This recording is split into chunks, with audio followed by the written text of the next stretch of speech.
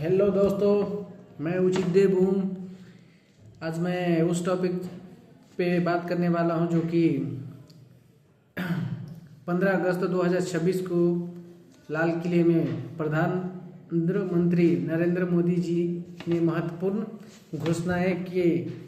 कुछ घोषणाएं तुरंत लागू होने वाले कानून नहीं है बल्कि सरकार की नई योजनाएं हैं, लक्ष्य है, उस पे हम बात करने वाले हैं जो कि अभी नया अपडेट आया है। हालांकि अभी इस मीडिया में भी वो सब दिखा रहा है, तो नरेंद्र मोदी जी है कि लागू करने वाले हैं। तो आइए, जिन जिन को पता नहीं है उन चीज़ों को विस्तार से हम जानते हैं।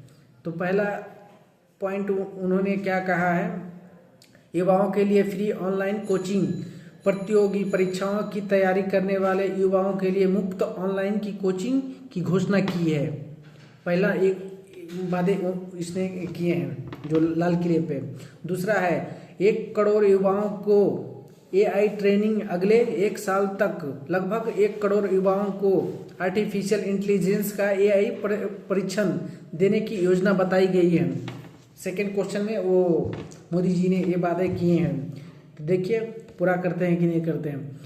तीसरा पॉइंट उन्होंने बोला है कि महिलाओं के राजनीतिक प्रतिनिधित्व पर जोर, लोकसभा और विधानसभा में महिलाओं को लिए 33% आरक्षण लागू करने की दिशा में वादा किए हैं। संविधान संशोधन को आगे बढ़ाने की बात कही गई है। ये तीसरा पॉइंट उन्होंने बोला है। और चौथा पॉइंट उसने क्या बोला है कि 2036 तक ओलंपिक की तैयारी, भारत ने 2036 तक ओलंपिक की जिम्मेदारी के लिए अपनी दावेदारी तैयारी पर जोर दिया है और देश भर में खेल प्रतिभा खेलने की बात कही है। वो जो बहुत से स्टेट से हैं कि खेलने वाले ओलंपिक में जो भाग लेने वाले हैं, तो उस पर भी वो देश भर में खेलने की प्रतिभा वो घोषणा की है। पॉइंट नंबर 4 था। अब पॉइंट नंबर 5 में क्या उन्होंने बोला, बहुत अच्छी बात बोली है। विकसित भारत 2047 तक भारत की विकसित राष्ट्र बनाने को लक्ष्य को फिर से प्रमुख दी गई है और देंगे 2047 तक। यानी मतलब है कि उन्होंने फिर से वादा किया है 2047 तक प्रमुख देश, कंट्री वो फिर से बनाएंगे, उन्होंने ये वादा किया। तो देखो अभी होता क्या।